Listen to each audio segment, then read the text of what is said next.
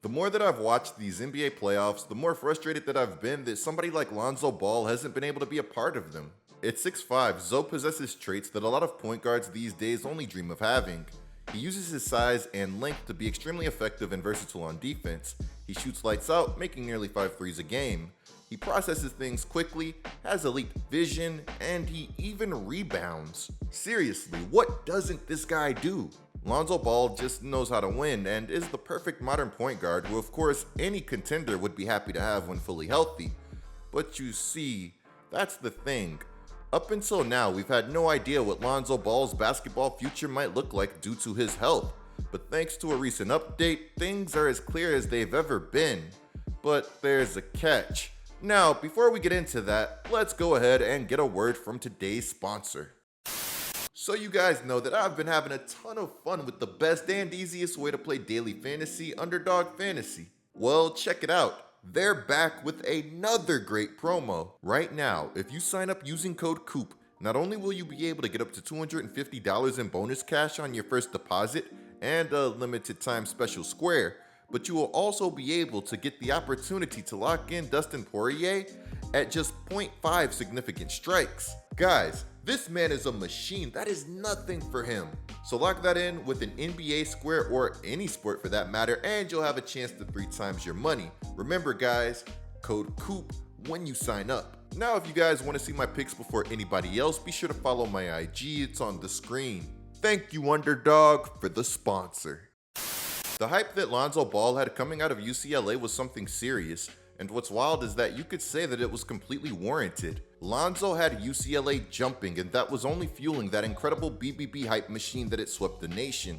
That triple B hype was something serious. It was so serious that I remember that they had myself, contemplating buying a pair of ZO2s regardless of all those shady mixed reviews that the brand had been receiving. Alright, let me be real. Once I saw the price, I was never going to shell out $495 for some shoes, but the fact that doing so even grazed my mind is so crazy to me. I'm telling you guys, that BBB hype machine was something serious. But if only the initial quality of their shoes was as serious as the hype. If a shoe costs $495, you would expect that shoe to have amazing quality and technology for the consumers buying them and the athletes who wear them right out of the gates, right? This would not be the case at all for the ZO2s, as the original models had major problems. I actually don't think that a lot of you would believe how bad they were for Lonzo Ball.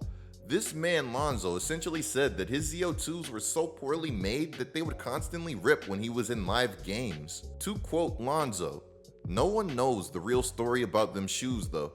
Them ZO2s that I was playing in, they weren't ready. No one knows this, but Darren Moore, my manager, had a backpack.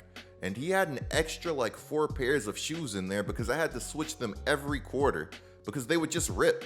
I had to debut in them. We went so far with it. It was like, cool, I can get a quarter in, but that's it. And it's crazy because right when I switched my shoes, all of a sudden, magically, I got good again. This whole debacle was just bad business all around and speaks volumes to how nonsensical the whole operation was. So thankfully, no consumer ever got their hands on the busted pairs that ZO2 debuted in, thanks to the big baller brand realizing that the original models weren't ready to go and then remixing the shoe. But this remix wouldn't be enough to calm the minds of the Los Angeles Lakers, who thought that Zoe's ZO2s played a part in all of those lower body injuries that Zoe was suffering. It's easy to forget, but in Los Angeles there were already some concerns about Lonzo Ball's longevity. I remember that there was a game where I was watching this guy take the ball up the court with nobody around him, and he was struggling to do so. Yeah, things were really that bad for Lonzo. Which brings us to the question, what really was the cause of Zoe's shaky, unsteady lower body health? While some wanted to blame the rigorous training from a young age or the triple Bs that Zoe wore, LeVar blames the injuries of LaMelo and Lonzo on NBA conditioning and, quote, raggedy shoes. The irony here is really too much for me, but I have to give it to LeVar at the same time. His kids are filthy rich, and he also isn't the first person to suggest that the NBA pampering players is a problem in itself. Some of the NBA's own players think that this is a problem. To quote Paul George, "Teams don't really practice. You know, we're not getting up and down. They think by giving us time off that it's helped managing our bodies, but it's really making us weaker as players. End quote. NBA games are rigorous, and although playing your way into shape is a thing, that doesn't make it a smart thing to do. Playing your way into shape can be very dangerous. One of the many reasons that I respect Victor Wembanyama so much is because this guy puts a ton of time into injury prevention. So for Lonzo Ball, the warning signs were always there dating back to earlier in his career, right? But who in the world would have ever thought that things would reach the point where we think that there was a legitimate possibility that he would never play basketball again? Ever since Lonzo Ball went down with that meniscus tear January 14th, 2022 that would steal years of his basketball career away from us, the question that has surrounded Lonzo Ball hasn't been when will he return? It's sadly been, will he return? But with Zo finally getting his problem diagnosed and amazingly receiving new meniscus from a donor, a bone allograft, and getting new cartilage put in, he says that he's back on the court and expects to play in the Chicago Bulls season opener. Will you be in a Bulls jersey at the start of the 24 season? Yes.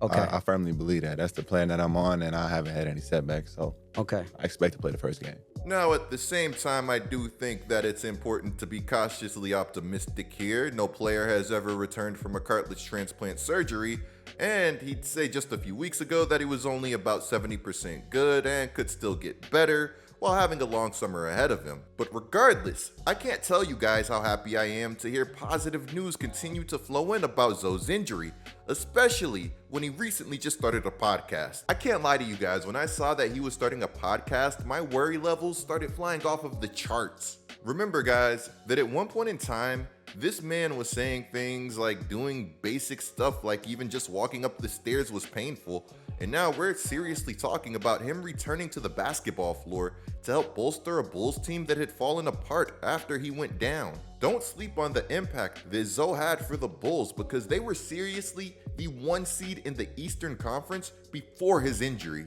I still can't believe that this injury has taken 2 years of Lonzo Ball's career away from us. But while it has been over 2 years since Zo last played in the NBA and an earlier return to the floor would have been much appreciated, as they say, it's better late than never. The last thing that I and everybody else wanted to see with Zo was him lose his career due to injury, because we've seen far too many great players do so. To this day, I still wonder how good a Brandon Roy that was way before his time's career would have been if he would have been able to play it fully healthy. Brandon Roy was one of my favorite players. I was so excited for that guy. With Lonzo's return on the horizon, I wonder what the future holds for him, as the Bulls will be forced to make some tough decisions this offseason with a lot going on.